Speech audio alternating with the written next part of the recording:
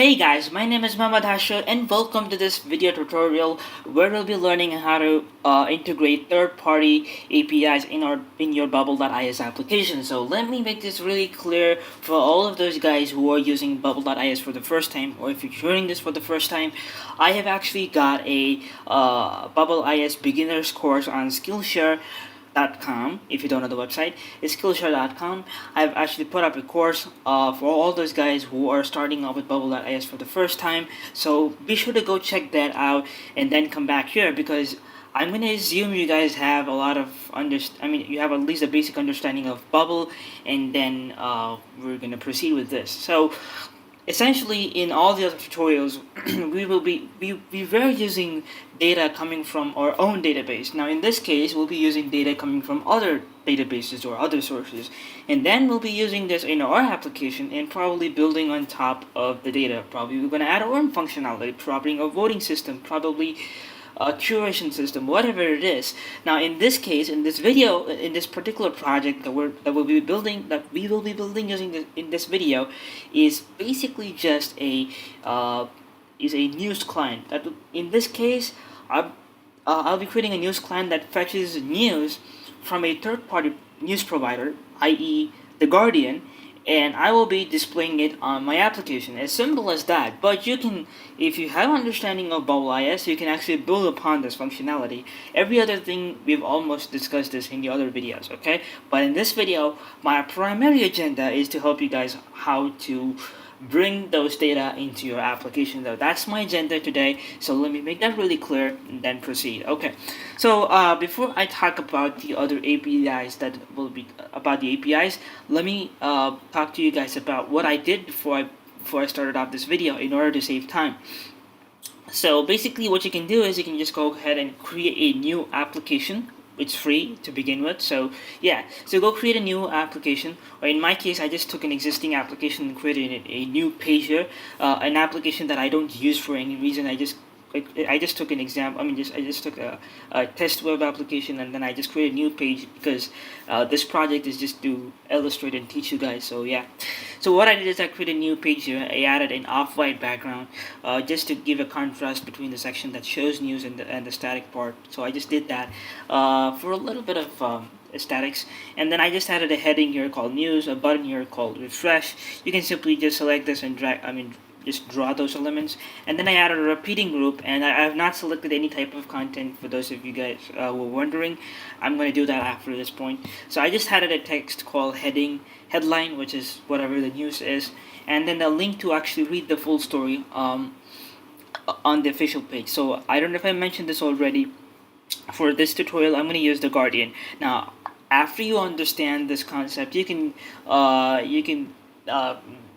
combine different sources like the New York Times, the Next Web, and all those sources. You can combine all of those sources and put it into your application.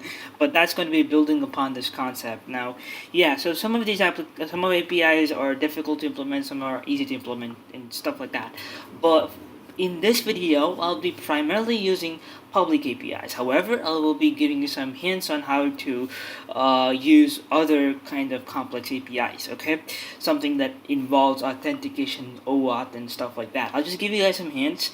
And let me also make this really clear. If you're a subscriber to this channel, you will receive videos where we'll be doing some projects, okay? Now, in these projects, some of these videos, I'll be talking about how to create something like an artificial intelligence driven applications. Now in those videos, we'll be making use of the complex functionalities that Bubble.is offers. So maybe in those videos we'll be talking about how to use those complex sections. But this video is dedicated to just the overall understanding of APIs with Bubble.is. So yeah.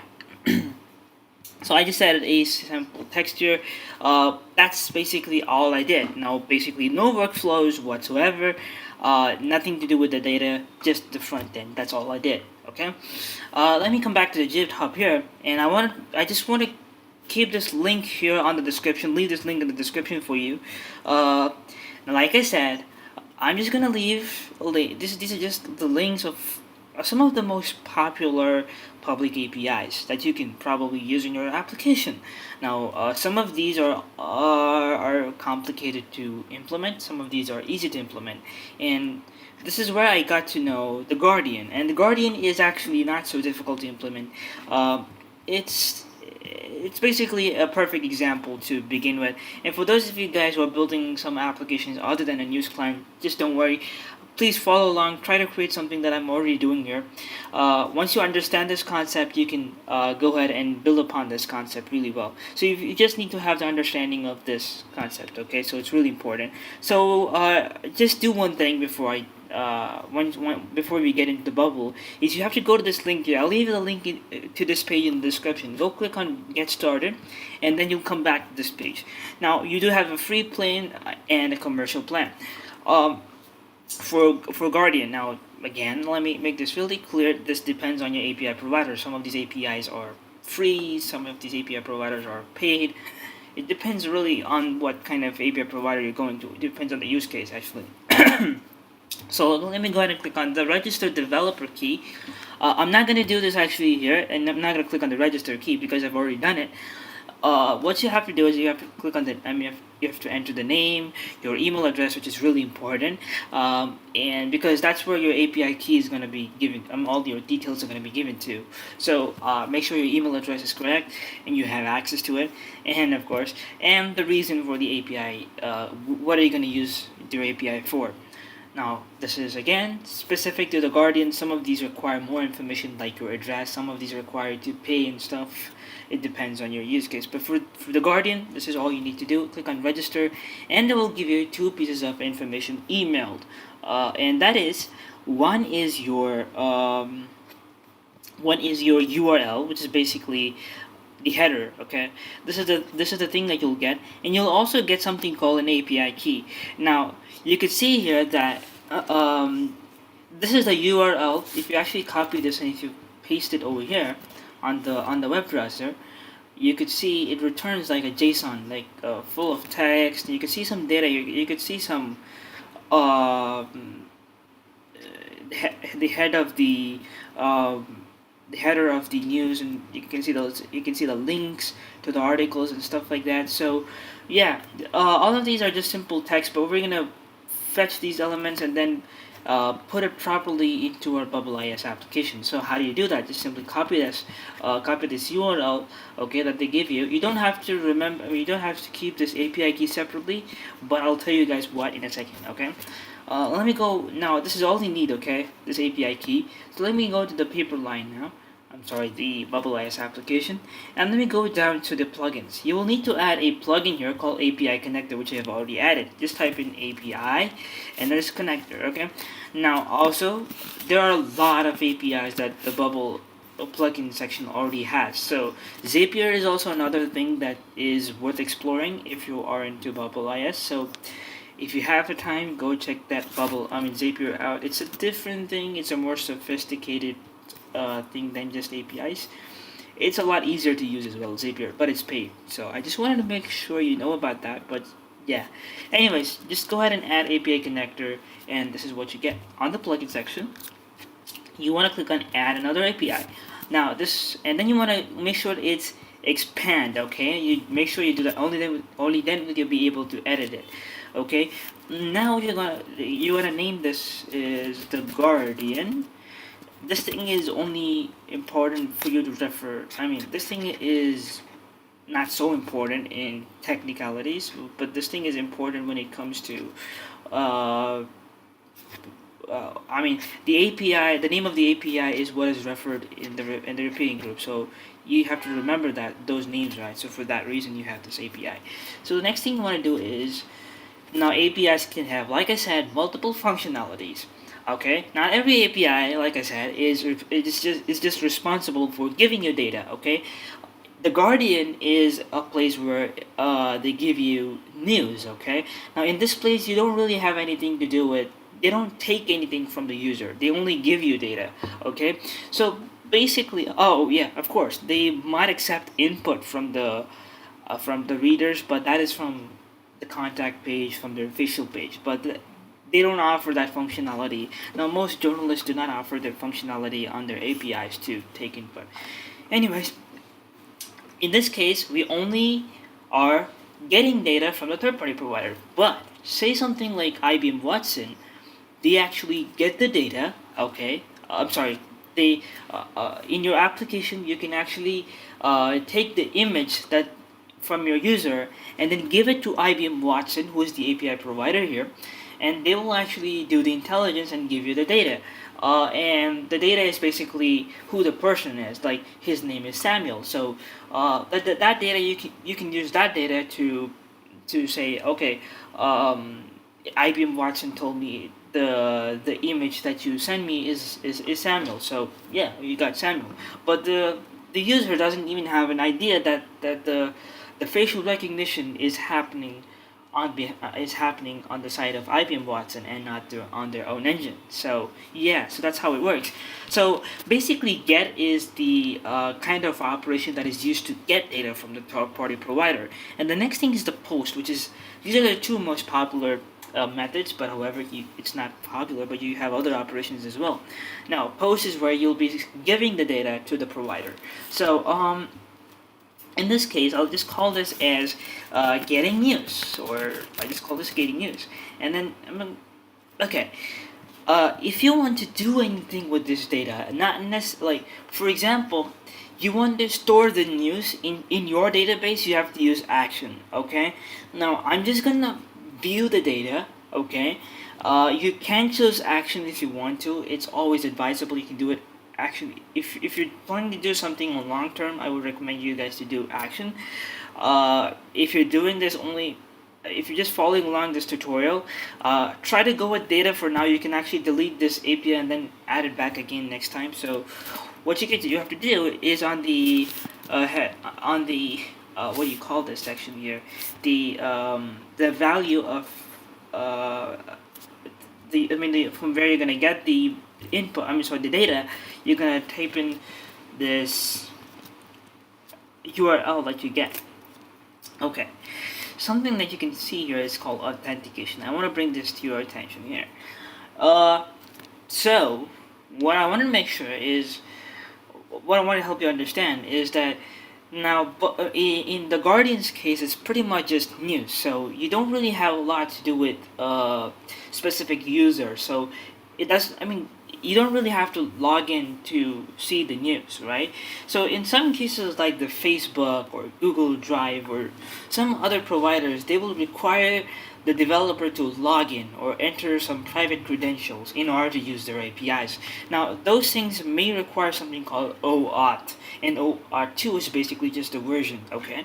So, it really depends on the use case. In this case, I'll be using none or self-handle. It's for this use case, it's just good enough, okay? Now, however, I'm just gonna make sure that I'm just gonna help you understand that these are for different use cases. So, for use cases other than public API. So, yeah, so that's what it's used for.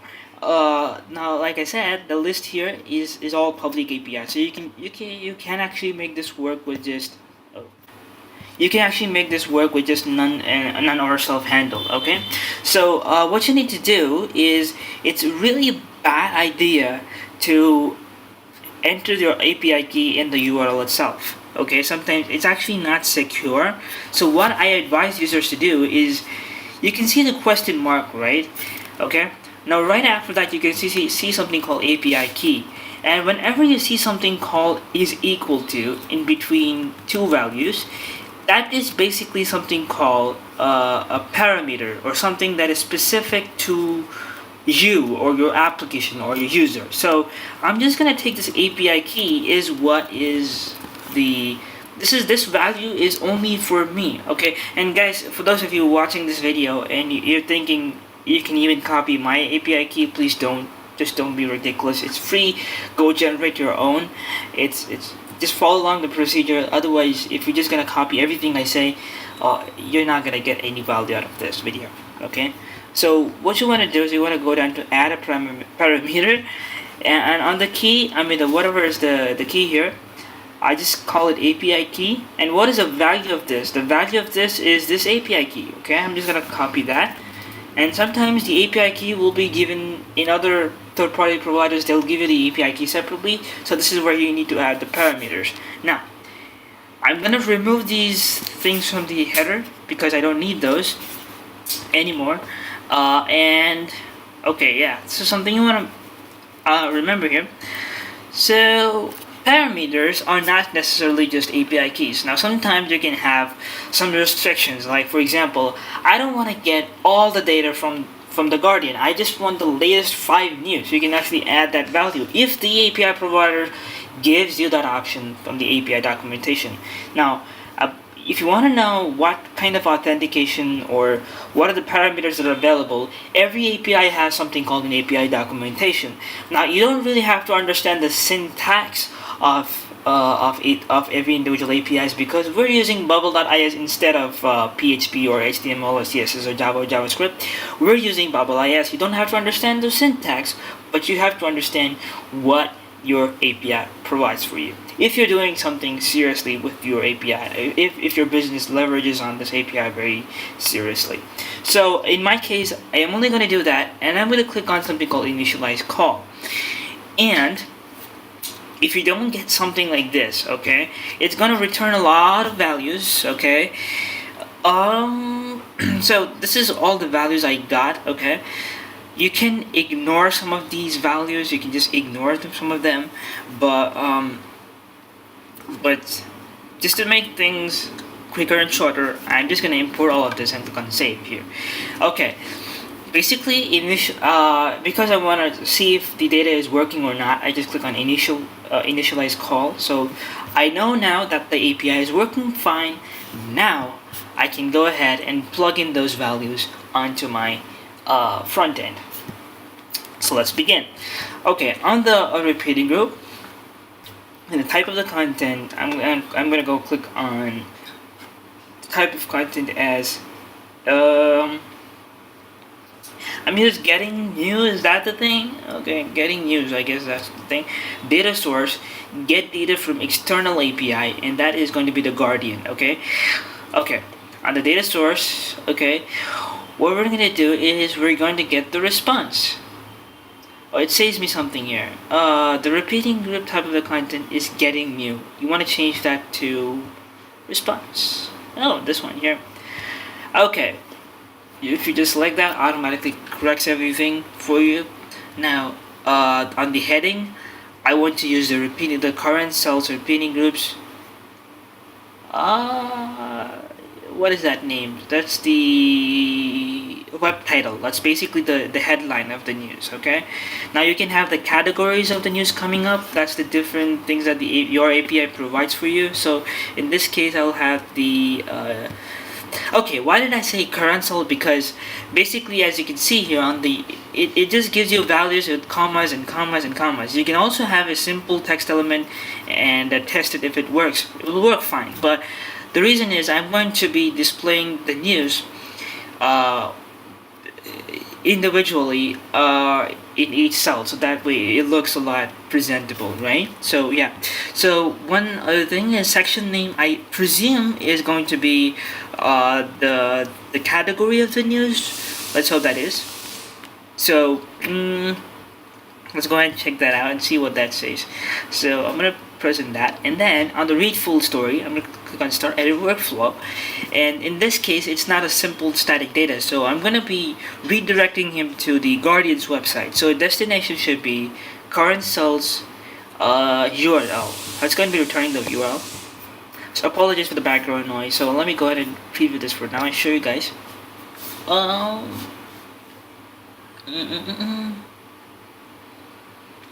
Okay, so cool. Like, look at this. It's coming down. Cool. If I click on read full story, and you can see it's working fine. Voila. I'm just gonna stop with this. Okay.